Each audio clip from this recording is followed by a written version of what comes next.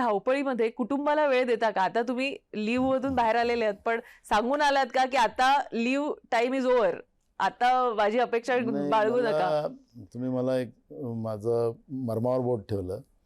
Actually माझं लग्न झाल्यानंतर मी थोड्याच दिवसात जिल्हा परिषद सदस्य झालो आणि सदस्य झाल्यानंतर तेव्हापासून जेव्हा मी निघालो या प्रवासात, तेव्हापासून फार कमी वेळ घरच्या लोकांना द्यायला लागलो.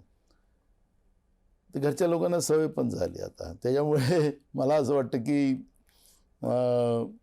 घरच्या लोकांचंही योगदान याच्यात मोठ्या प्रमाणात आहे. नाहीतर इतका वेळ लोकांसाठी वेळ देणं, गावाकडे गेलं तर मतदारसंघात लोकांना भेटणं, त्यांच्या गावागावात जाणं, महाराष्ट्रभर फिरणं, देशभर फिरणं, त्यामध्ये या सगळ्या व्यवस्थेमध्ये घरातलं अजिबात टेन्शन माझ्या डोक्यात नाही. त्यामुळे माझ्या जे काही तुम्ही म्हणालात की फिटनेसचा राज जो आहे, तर फिटनेस आई वडिलांचे आशीर्वाद आणि कुटुंबाची साथ त्याचा हा फिटनेसचा राज आहे. त्यामुळे घरातलं टेन्शन अजिबात माझ्यावर नाही. त्यामुळे मनमोकळेपणानं मला लोकांसाठी काम करता येतं आणि त्यामुळे घरात वेळ तर मला आहे ते शल्य.